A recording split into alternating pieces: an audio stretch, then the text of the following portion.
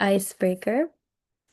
So today we're talking about our real identity in that spiritual sense. So I thought this would be a fun question to start with. And that is, are there any designations that you identify with? And if so, what part do you think that they play in your life, positively, negatively, or any other thoughts beyond just designations? Yeah, feel free to think for a bit and yeah, share.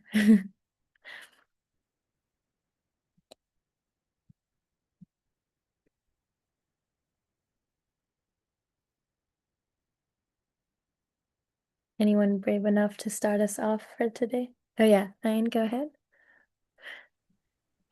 I don't know, maybe this is not as creative as you were looking for, but one might just be that I'm a son, and at least in Indian cultures, um, there's certain roles and responsibilities that come alongside that. I don't think it plays any tremendous role in my life currently, but in the future, perhaps.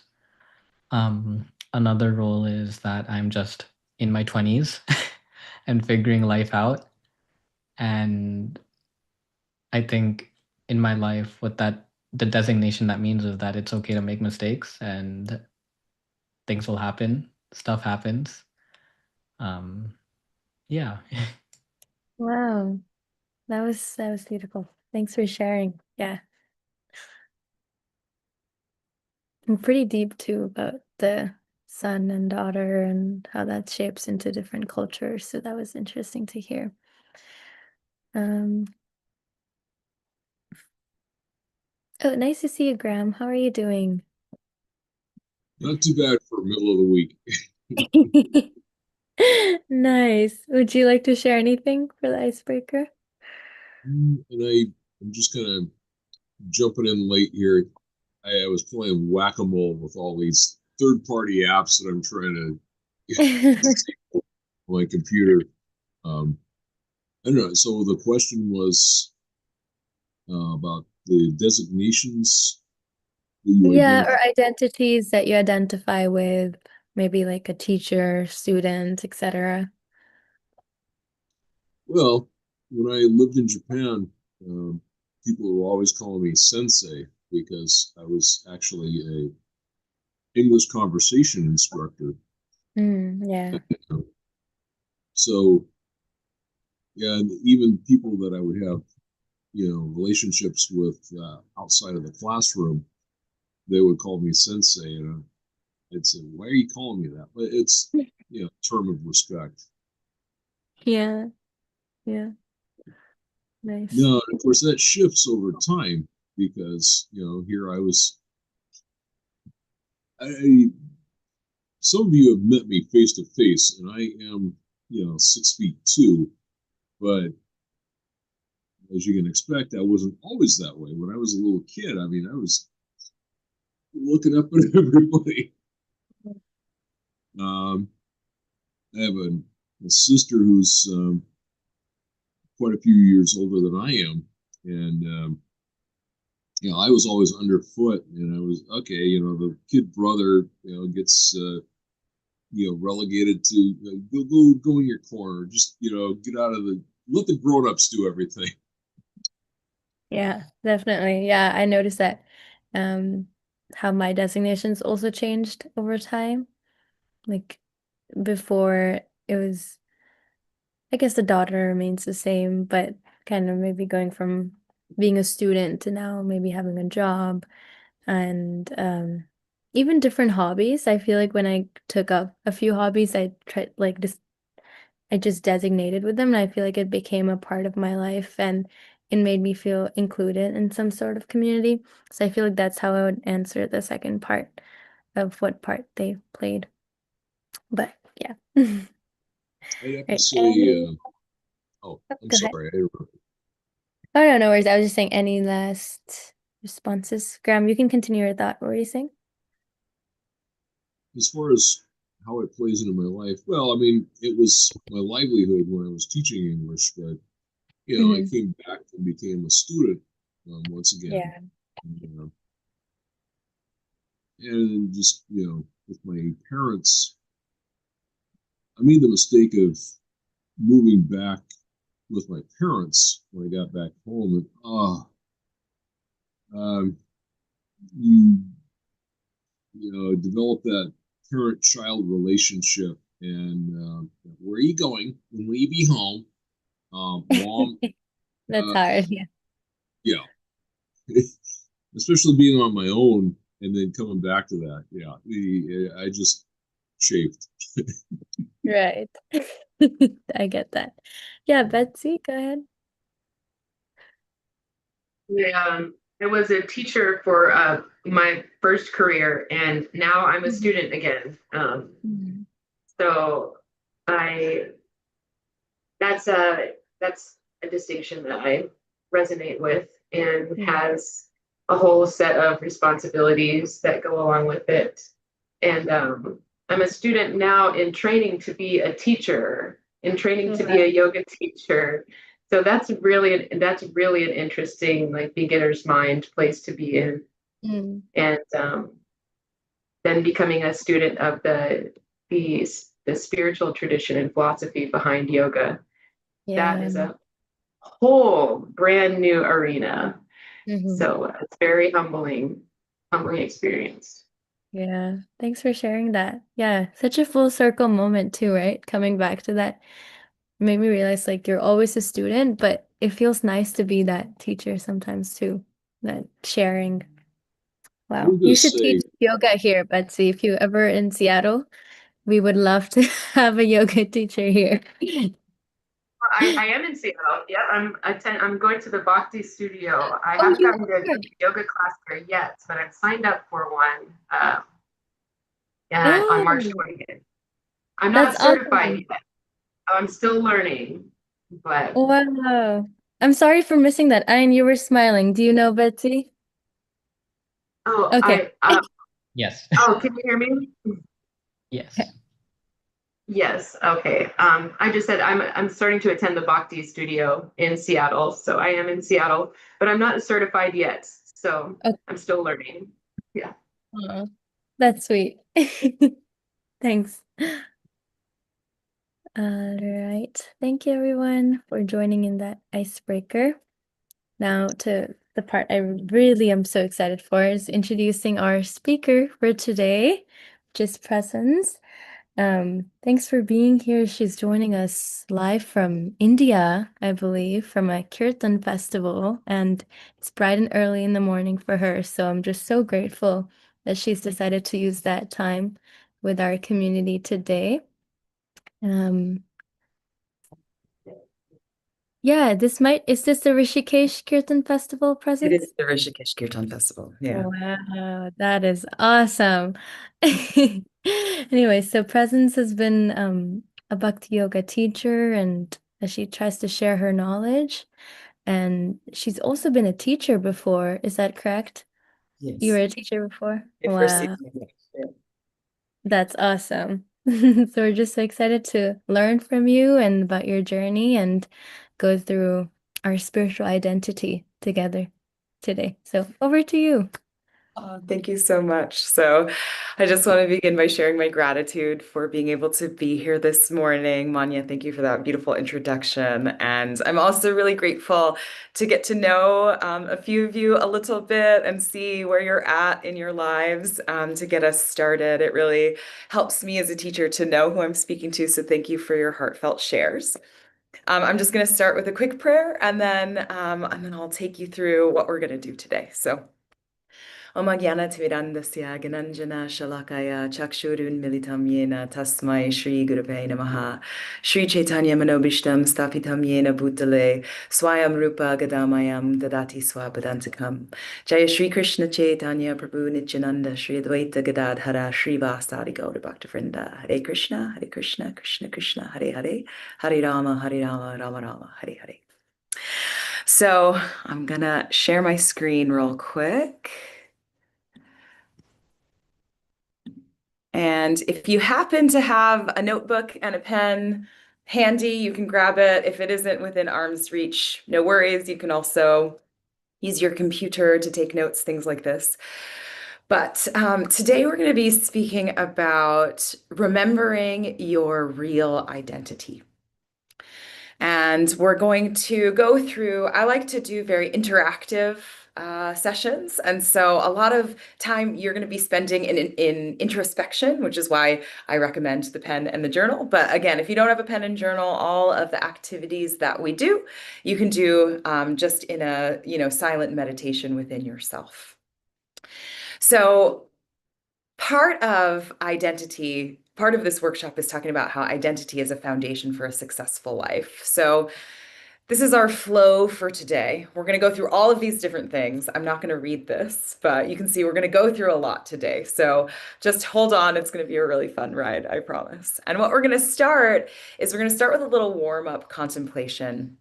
And I'm going to have you think about how you define success.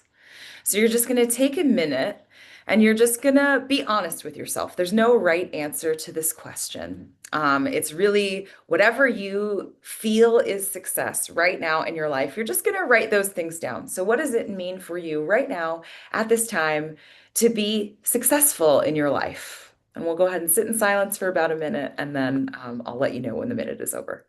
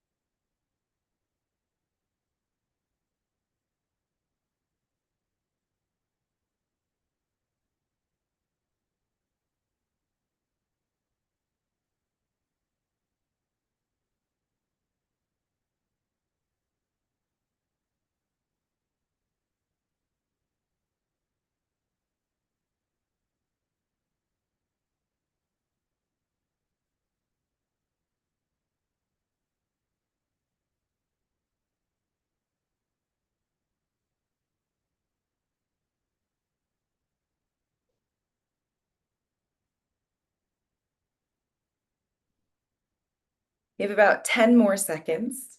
If you didn't get all of your successes down, that's okay.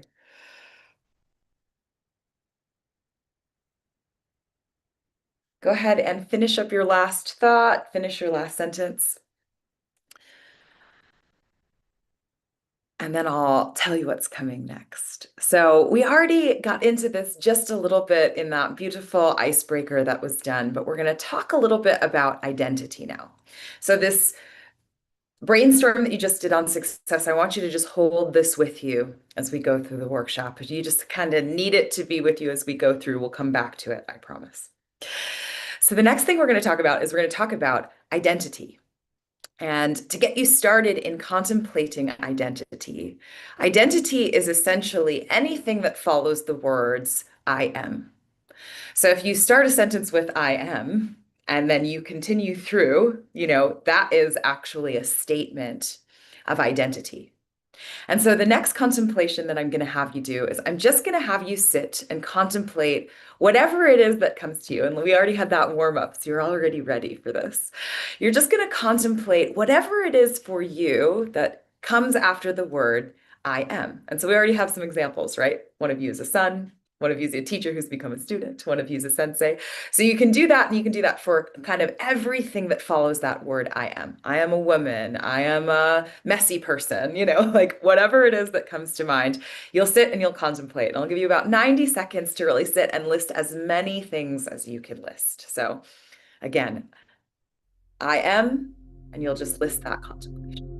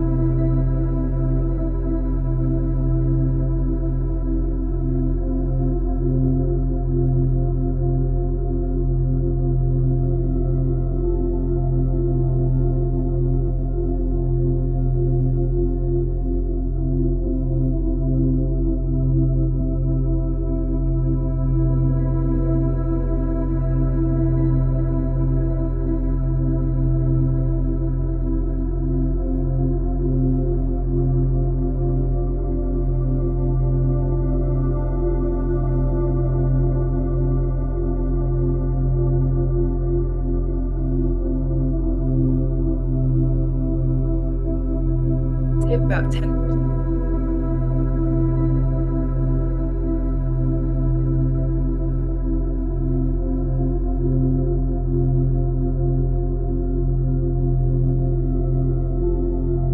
Whatever you're writing, you can finish.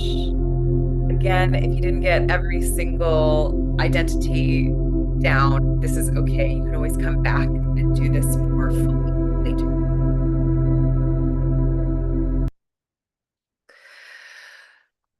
So on this list, you have all of these different designations. You have all these different ways in which you identify. And as this slide shows, all of our activity flows from these I am statements. So if we look at this woman on the slide, right, she identifies as a speaker. So this is one of her identity categories. She's like, I am an excellent speaker. But she also has we all have different constellations of identities. And the woman on the left-hand side, she also identifies as a CEO, right? And so you can see that she's utilizing her capacity for speaking, and she's doing so in a way where she's trying to create this huge business. And you can see what she's thinking about is like how to make sure she can pay the bills so she can keep all of these people who she's speaking to and inspiring employed. Now, the woman on the right, she identifies as a speaker, but she also identifies as a devotee. And so you can see in her mind, she's speaking in a way where she's remembering Prabhupada and Krishna, and she's trying to help others to come into the practice of bhakti yoga. So everything that we do comes from what we believe we are. So identity is the foundation for how we live our lives. It's the foundation for the actions that we repeat over and over and over and over again. And so I'm going to have you go into a second contemplation. And this contemplation is going to be about the things that you do. So now you have this big list of like, I am this. And so now you're going to think about, okay, so because I am this, here's what I do. So this is your next contemplation. You'll have another minute and a half or so. Go ahead.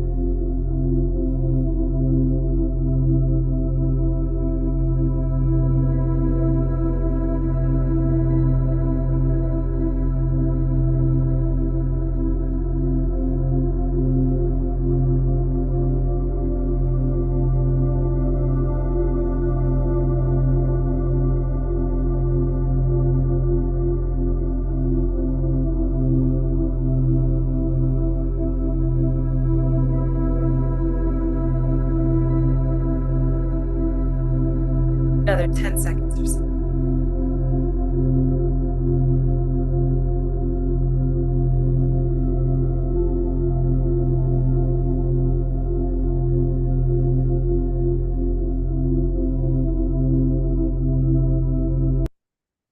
Right. So again, if you didn't get everything down, no worries. You can always come back later and do this exercise on your own in more breath. So you have now this list sitting in front of you. I am, so I do, whatever it is that you do. And so what I want you to do is I want you to just holding this list in your mind, or you can actually look at this list with your eyes. We're going to enter into another contemplation. And so we already got into this again a little bit in our icebreaker, but we're going to get a little deeper into it now. And so I just want you to think about this list of your current I ams, so I do's. And I want you to think about, was this you, and were these the things that you were doing 6 months ago?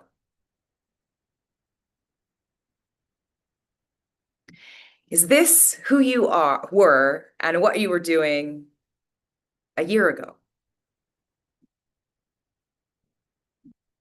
What about 2 years ago? What about 5 years ago?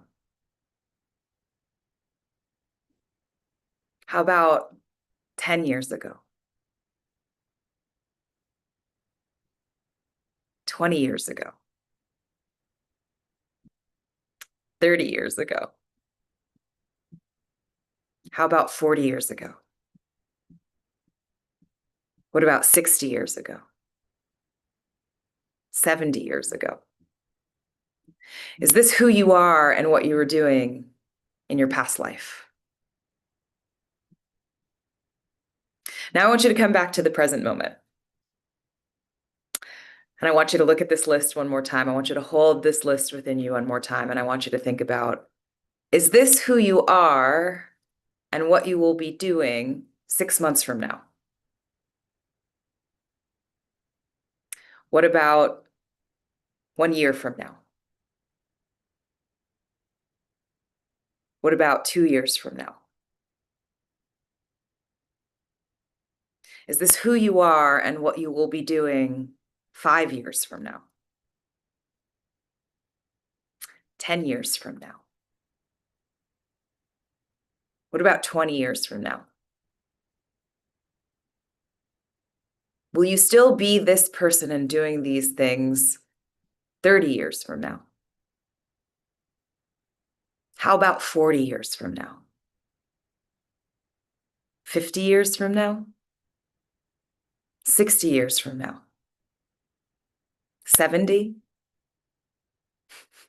80? What about 100 years from now? Will you still be this person and doing these things in your next life? All right.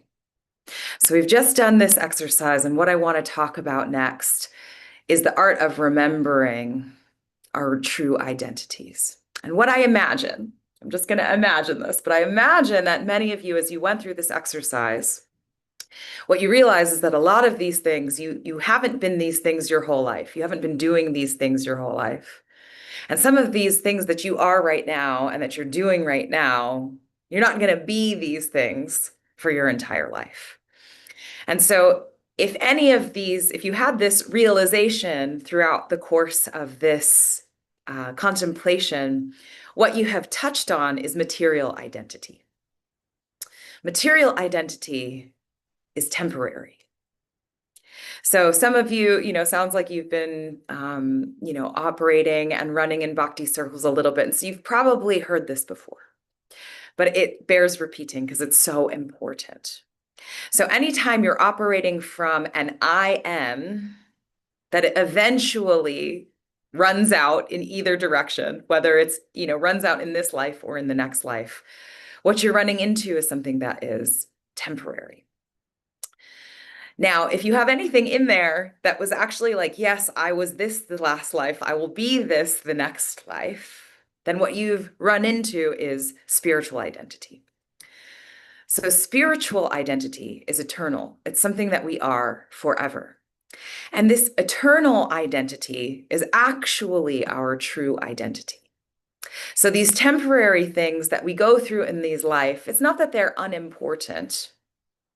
It's just that they're temporary. Eventually they will fade, right? So you can see, I'll go back to this picture here. So you can see in this picture, this woman is going through this series of life where she's a child and she's learning, and then she's she's a student, and then she becomes a musician, and then she's a doctor, and then she's a gardener, and then she becomes an old woman, and then she passes on. In her next life, she will become someone completely different.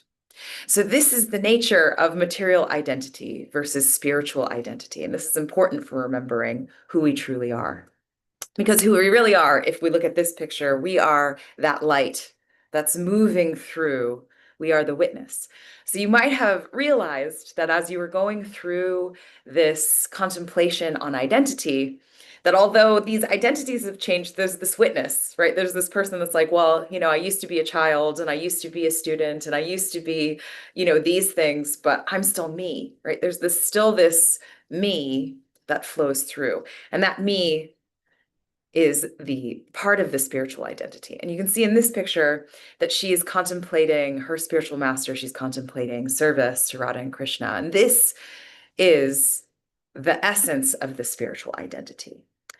And so what we're going to do now is I'm going to take you through another contemplation. And this one will be quite a bit longer. And this one just requires you to, if you want to, if you're not too tired, you can close your eyes. If you are feeling tired and you feel like if you close your eyes, you might fall asleep, there are slides that you can contemplate on the words on the screen. I recommend closing your eyes and going within if you have the capacity. But again, I understand it's 6 o'clock. Maybe some of you have work or school and you're quite tired. I know one person is tuning in from India and it's quite early in the morning. And so, maybe you might fall asleep as well. And so you can certainly keep your eyes open if it makes you feel more comfortable. But what I'm going to do is I'm going to share a little bit of Shastra and a little bit of wisdom from one of the sadhus from the Bhakti Yoga tradition. And so what you'll be hearing, and I'm going to be repeating some statements over and over again. In the Bhakti Yoga tradition, you'll hear if anything's repeated 3 times, it means it's really important. So I'm going to be repeating all of these statements 3 times. And I'm going to really allow you to sit in what our sacred texts in the Bhakti Yoga tradition say about our true identity and what one of our sadhus from this time also say.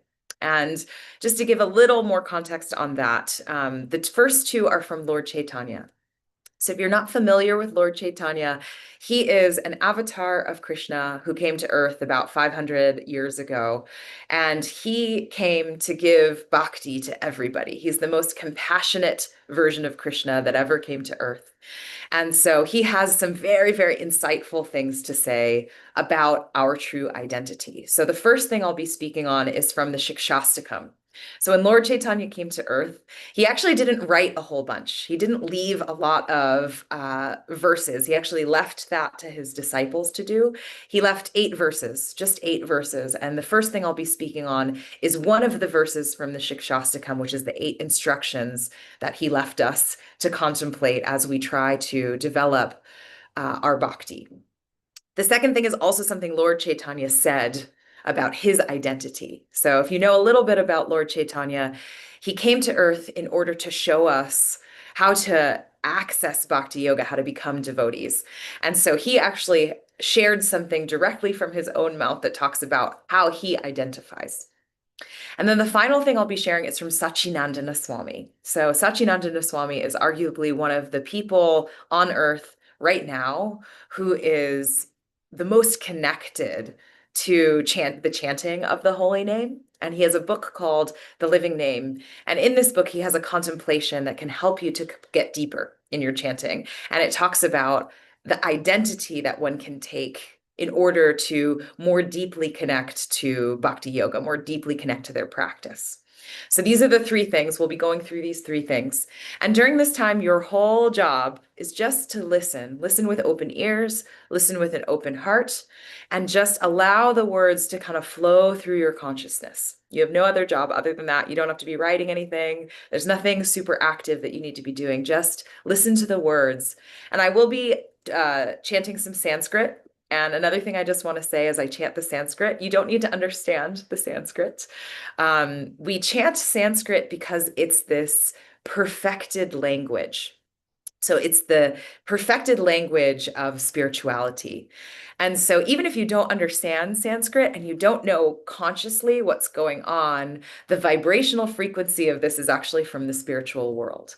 And so as I go through the Sanskrit, don't worry about whether or not you understand it. Just let the frequencies pour over your consciousness and let that happen.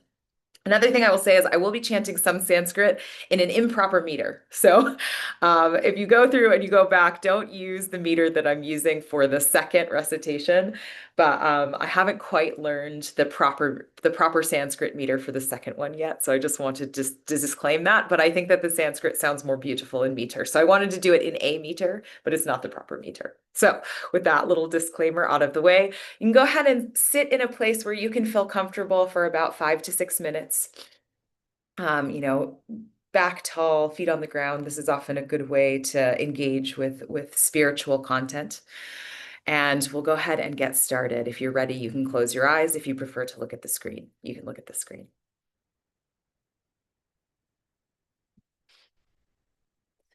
Ainanda tanuja kinkarang patitam vishame bhavam buddho kripaya tava padapankaja stitha duli sadrishang vichintaya Ainanda tanuja kinkarang patitam vishame bhavam buddho kripaya tava padapankaja Ita Duli Sadrishang Vachintaya Inanda Tanuja Kinkarang Itamam Vishme Bhavam Buddham Vayatava Padapankaja Sita Duli Sadrishang Vachintaya O my Lord, O Krishna, son of Maharaj Nanda, I am your eternal servant. But because of my own fruitive acts, I have fallen into this horrible ocean of nescience. Now, please be causelessly merciful to me. Consider me a particle of dust at your lotus feet. O my Lord, O Krishna, son of Maharaj Nanda, I am your eternal servant. But because of my own fruitive acts, I have fallen into this horrible ocean of nescience. Now, please be causelessly merciful to me.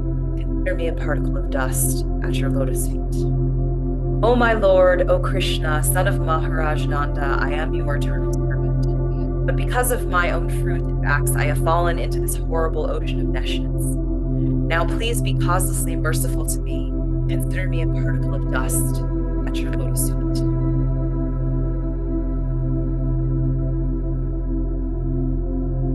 Aham viprona chanara patirnapi vaishyo na shudro na hamvarnina cha. Patirno vanasta yatirva kintu janika paramananda amritabder gopi bartupada kama ayorda sadasa nudasa aham viprona chanara patirnapi vaishyo nashudro nahambar cha Patirno vanastoya tirva Janikila Paramananda Purnamritabder Gopi Partupada Kamala Yorda Sadasa Dasaha Naham Viprona Chanara Patirnapi Vaisho Nashudro Naham Varninacha Patirno vanastoya tirva kintu rojani kila paramananda Purnamritabder gopi partupada kama layorda sadasa nudasa I am not a Brahmana. I am not a Kshatriya. I am not a Vaishya or a Shudra. Nor am I a Brahmachari, a householder of Vanaprastha or a sannyasi. I identify myself only as the servant of the lotus feet of Lord Sri Krishna, the maintainer of the gopis. Like an ocean of nectar, and he is the cause of universal transcendental bliss. Is always existing with brilliance. I am not a Brahmana, I am not a Kshatriya, I am not a Vaishya or a Shudra. Nor am I a Brahmachari, a householder, a Vanaprastha, or a sannyasi. I identify myself only as the servant of the servant of the servant of lotus feet, Lord Sri Krishna, the maintainer of the gopis. Is like an ocean of nectar, and he is the cause of universal transcendental bliss. Is always existing. I am not a Brahmana, I am not a Kshatriya, I am not a Vaishya or a Shudra, nor am I a Brahmachari, a householder, a Vanaprastha, or a sannyasi. I identify myself only as the servant of the servant of the servant of the lotus feet, Lord Sri Krishna, the maintainer of the gopis. He is like an ocean of nectar, and he is the cause of universal transcendental bliss. Is always existing.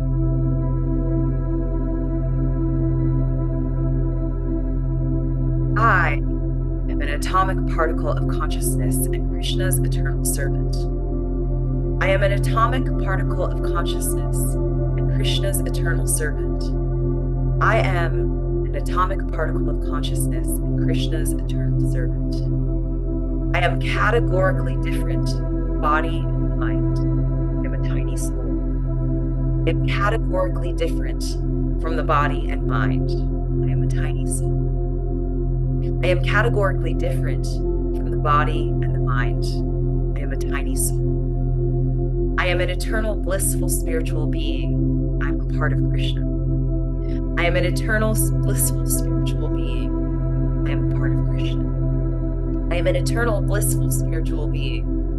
I am a part of Krishna. Krishna is the infinite conscious entity, my own master. Krishna is the infinite conscious entity, my own master. Krishna is the infinite conscious entity, my only master. For so long, I've invested in so many relationships, but now I understand that Krishna is my only master and my only true friend. For so long, I've invested in so many relationships, but now I understand that Krishna is my only master and my only true friend. For so long, I've invested in so many relationships, but now I understand that Krishna is my only master and my only true friend. Material world is a house of correction meant to reform my tendency to remain absent in my relationship with Krishna. Material world is a house of correction meant to reform my tendency to remain absent in my relationship with Krishna. Material world is a house of correction meant to reform my tendency to remain absent in my relationship with Krishna. The only purpose of the material world is to teach me to connect and be present in my identity as Krishna's servant. The material world is a house of correction meant to reform my tendency to remain absent in my relationship with Krishna. The only purpose of the material world is to teach me to connect and be present in my identity as Krishna's servant. The only purpose of the material world is to teach me to connect and be present in my identity as Krishna's servant. But for a moment, just sit in silence. Allow all of what came from the Shastras and all of what came from God just sit within you.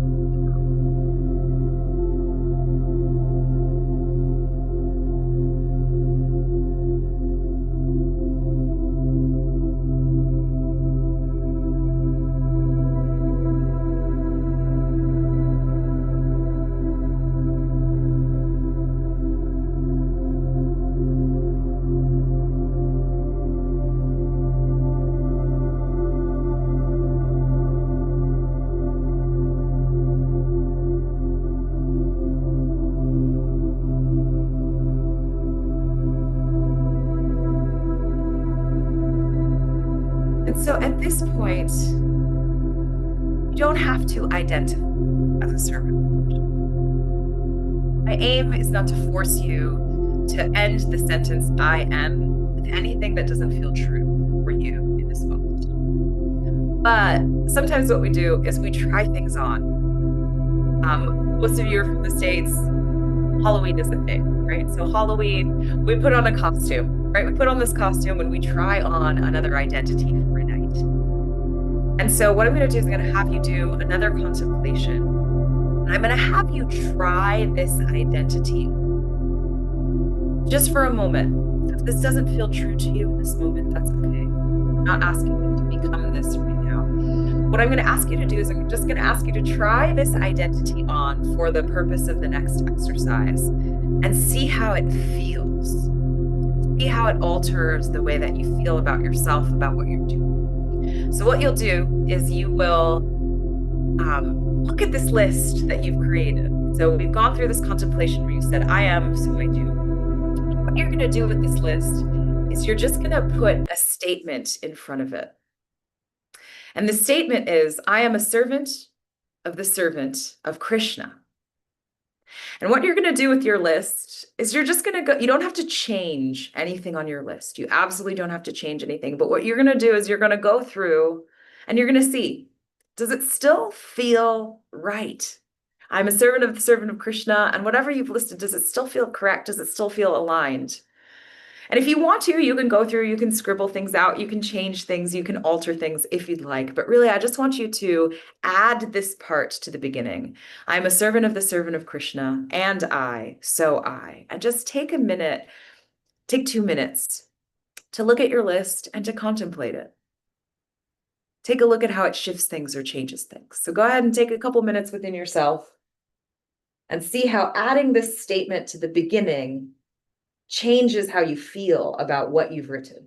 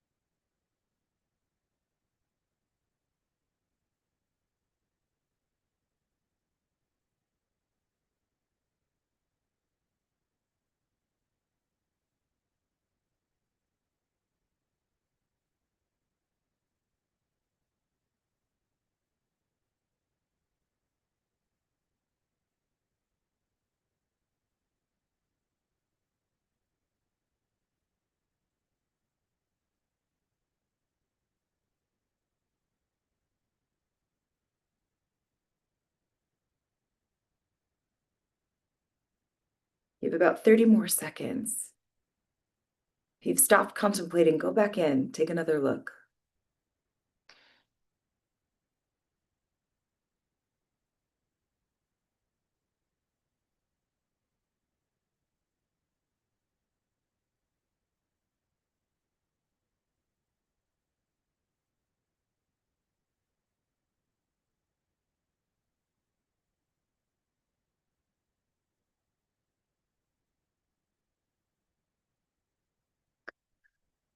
So now, with this inside of you, with this contemplation within you, we're going to go back to this idea of success. I told you we'd come back. So you have this list of what it is that you feel for you is what's going to make you successful in this life.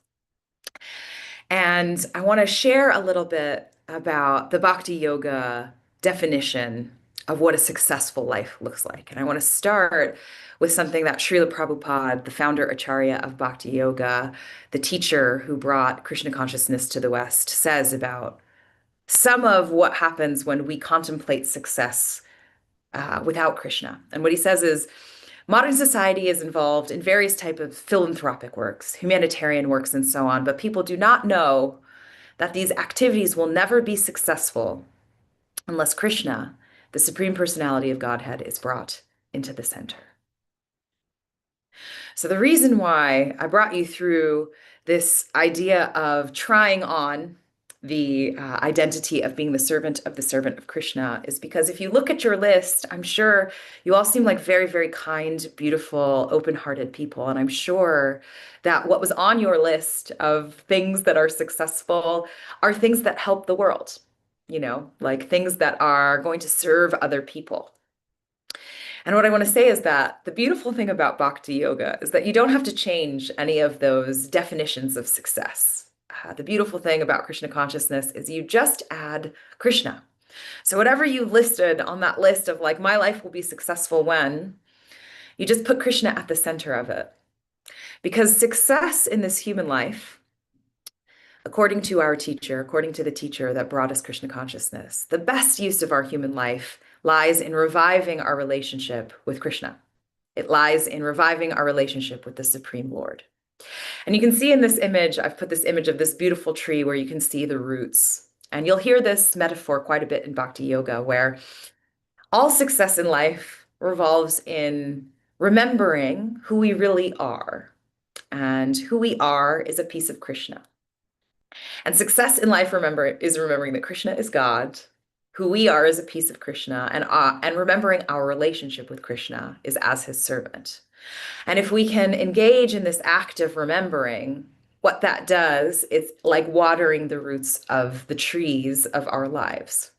So if success in our life is this big, flowering, beautiful tree with beautiful green leaves and fruits that come off and feed us, things like this, our success lies in watering the root of our tree with our relationship with Krishna. And this requires remembering who we truly are.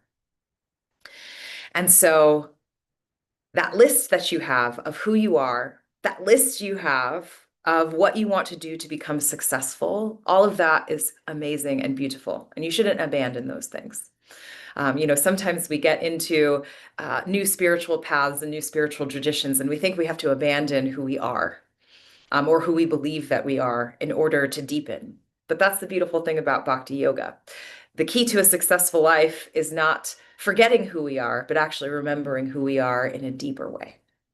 And so if you can just add that little statement to the beginning of everything that you do, you will find that your life becomes more and more and more successful because you are watering the most important aspect of being, the most important aspect of being, which is your innate nature as a servant of Krishna. And so at this point, I feel that I've done more than enough talking. And so what I'd like to do is I'd like to open this up for reflections.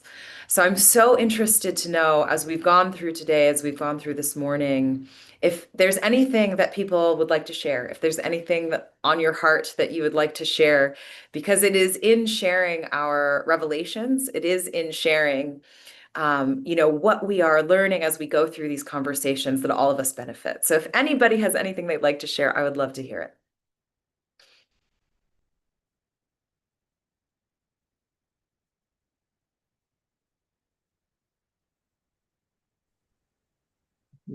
Please, Betsy. One of, thank you. Thank you for leading. One of my I am statements was, I am not afraid, so I do not give up, even when I feel confused or seem to lack direction. And when I added, I'm a servant of the servant of Krishna, and I thought, well, that I'm not afraid. I'm so that and I didn't actually believe it when I wrote it down. I'm not afraid. It was more of like an affirmation to work toward. So trying on that identity gave me a feeling of bravery. Yeah, so what I'm hearing from you is that when you went through the first exercise and you wrote, you wrote, I am not afraid, and so I don't give up. And it was more affirmational than true. But then when you put Krishna at the center, when you tried on the identity of Krishna, it actually felt true. And so it was sort of an eye-opening experience of how putting Krishna at the center can actually make these things in our hearts that we are attempting to become a reality. It's beautiful. Yes, yes. And I felt I had an image of myself, kind of at the feet of Krishna, which didn't make me feel small. It made me feel protected. So I didn't need to feel afraid. Yeah, so as you were doing this, you were imagining yourself at Krishna's lotus feet. And the reason why that statement could be true is because you were taking shelter and you knew that he was protecting you. And that's why you could be fearless. That's very beautiful. Thank you for sharing. Any other, please, Ayan. I've been reading the Srimad Bhagavatam lately, and it took me a while to get started because in terms of books, it's very voluminous. I mean, it's a lot of books. But I'm reading Canto 3, and it talks about the yoga system and how a lot of what we do in our pranayama or other yoga practice is essentially designed to help us connect with this identity, and how bhakti yoga is the way to, I guess, access this identity in the current time, age, and circumstance we live in. And your presentation, I think, did a really good job of succinctly giving in a nutshell what bhakti yoga is, and I really appreciated it. And it was just reminding me of some of that reading I've been doing recently. So thank you. So what I'm hearing from you is that you're reading the Srimad Bhagavatam, even though it feels a little intimidating, but you are, Absolutely. because it's so voluminous, 18,000 verses, but you're doing it anyway, and you're in the section of the Srimad Bhagavatam in the third canto, what's starting to talk about how all different practices of yoga lead to bhakti yoga. And as you experienced this particular workshop, you really felt like it enabled you to really succinctly understand that explanation. And so you have gratitude for it as a result. Yes. Thank you so much. It's a beautiful reflection as well. Manya. Hi. Thank you so much for this session, Presence. I just wanted to add on to Betsy's point. I was reflecting on just the word servant in modern day society and how that very word is looked down upon. To be a servant of someone means to be of lower category than them, and we're all trying to come to the top or highest. And I was thinking in Bhakti Yoga how beautiful the word servant means, and how being connected to something bigger in itself can provide us inner peace and happiness. And I tell myself, if I just accept that identity, that I can give into service to something higher to help me understand myself and people around me, then everything would just be so much more blissful. So I felt more connected to that word itself, not looking down upon it, but trying to accept it in that way. So thank you for sharing this, and your presentation and the way you talk is so clear, enthusiastic, and I'm just so happy being here today. So what I'm hearing from you, Manya, is that as you were thinking about the word servant, there's this connotation in modern culture that a servant is something that you don't want to be. Like it's, everybody's angling to try to get on top and, step on other people to get there.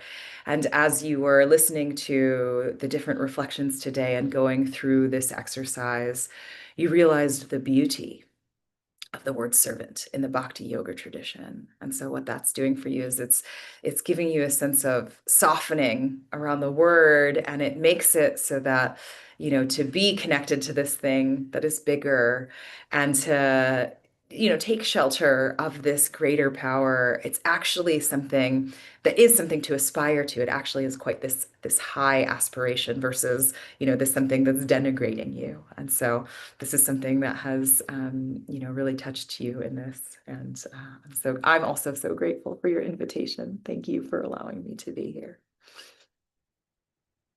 Any other thoughts or reflections about going through this exercise today? Mimi. Hi, Presence. Hi, Krishna. It's good to see Hare you. Krishna. Thank you for hosting this event. I'm so grateful that I joined. While I was in your meditation, I just kept thinking like, oh my gosh, this is like so powerful. Just like the like one, remembering who you are, but remembering why you're doing it. I was like, I have to figure out if I'm doing it to be selfish or if like what's the real impact here. And the theme that came up was supportive. Like I want to be a supportive daughter for my mom while she's going through, my father with cancer.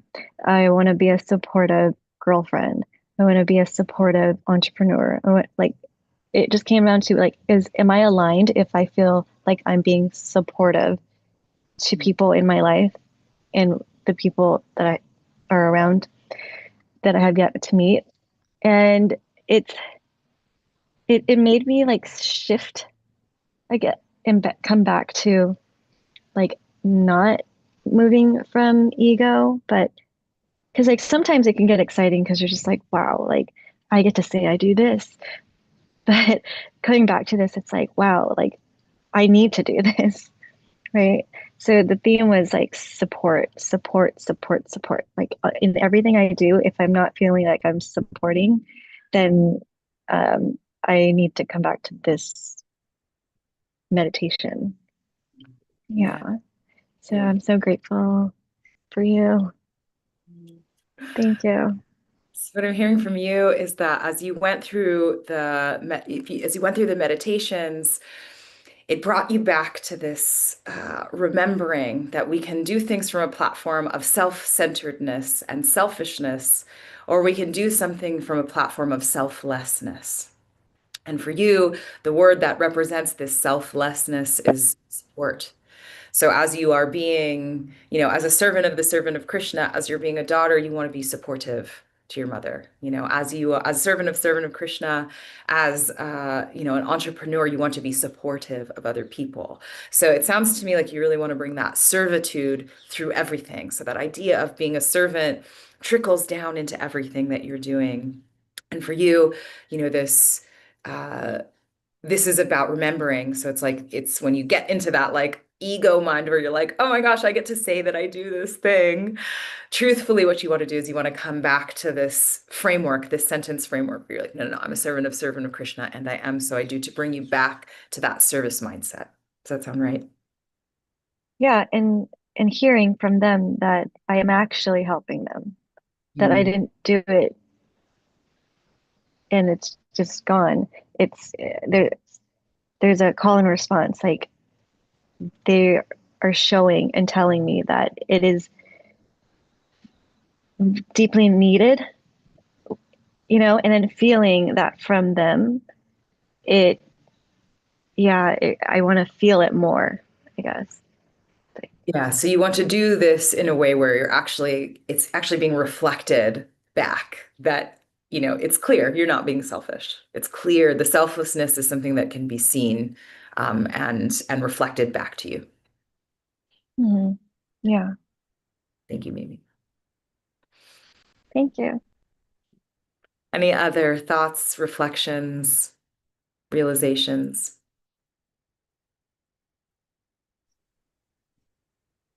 Any questions? I would have to say that going over my list doesn't really change anything that I wrote down because, the beginning of the slides, you had pictures of people graduating, college and, getting a fantastic job, wedding ceremony. And that's all nice. But I mean, what I was writing down was the fact that I would be comfortable. And what you were saying, that aligns with that. I'm comfortable with myself and with others. Um, ability to deal with stress. Um, pursuing altruistic endeavors. But another thing I wrote down is making people feel happy and fulfilled and travel. But I had an experience yesterday where I helped somebody out. My position is customer service, so I help people. I resolve people's problems, and some of what I do is what you might say intangible, because I mean, what I'll do is I'll, assign somebody to a different clinic, or I'll, walk them through a procedure. But this one family that I helped, um, I just told them, I said, you're a part of our community, and your very presence here, and I've said this before with our group here, because we have a diverse group here. And every single one of you makes our community better just by being here. And I told this person the same thing, and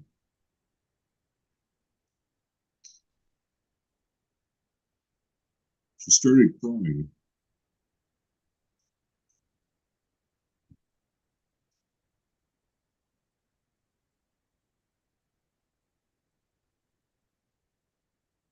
Sorry, it makes me emotional too. But it's enhancing people's lives in intangible ways. And maybe I am not finding the right words here. No, I think I understand. So, when you listed your list of success, it didn't look like the picture that I chose, which is, I specifically chose this very like stereotypical definition of success. Your definition of success was something, things that were just they're more intangible, being comfortable, helping other people, things like this. And so as you went through this exercise, you realized that you're already feeling very aligned in this idea of servitude. And you, as Mimi was saying, sometimes when we are in this state of service, we get it reflected back to us that we are living in this alignment with our identity as a servant. And the other day, in your role as someone who's doing customer service, you shared this, statement with this person that like, you're here and you matter and you are such an important part of our community. And without you, the community isn't what it is. And, the love and the service that you did to this person's heart moved her to tears, moved them to tears. And in turn, it's moving you to tears. And these tears are a sign of servitude. So I know exactly what you mean. And it's very beautiful. I'm very grateful that you shared. So I believe that we are a little over time, and I want to really honor that people, it's late where you all are, and that you may have other things to do. And so I just want to say, if for whatever reason you would like to stay in connection with me, you're more than welcome to. This is my WhatsApp number. This is my email address. If you ever have any questions or requests, anything like this, if you're ever feeling stuck in your bhakti yoga practice and you just need somebody to listen, listening and reflecting is one of the gifts that Krishna has given me to serve others. And so I'm available to you at any time. And I just want to end by saying that I'm so deeply, deeply grateful for your time and your attention and for the depth at which you participated in this. I have, even before I found the Bhakti Yoga Path, I believe that our greatest capital in this life is attention. And so for you to spend it here doing this with me, connecting to Krishna, I'm so impressed by every single one of you. And I will be praying, that each of you deepens and deepens in continuing into this path of service, because it is the real key to success in this life. So thank you all so much. I'm so grateful. And thank you, Manya, for the invitation. Thank you so much, Presence, for making our Wisdom Wednesdays more pleasant. I'm trying to yeah, but this was wonderful, and thank you for sharing this ancient wisdom right here from India and attending the festival and joining this in the morning. It just means a lot. And thank you everyone else for joining us today evening. It was wonderful. If you all are in Seattle or will visit anytime, this is our Eventbrite.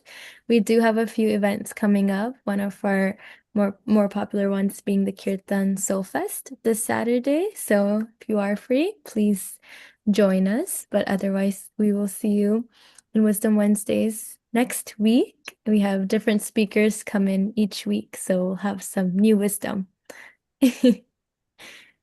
And Thank you, I know Presence. another Thank you few so new much.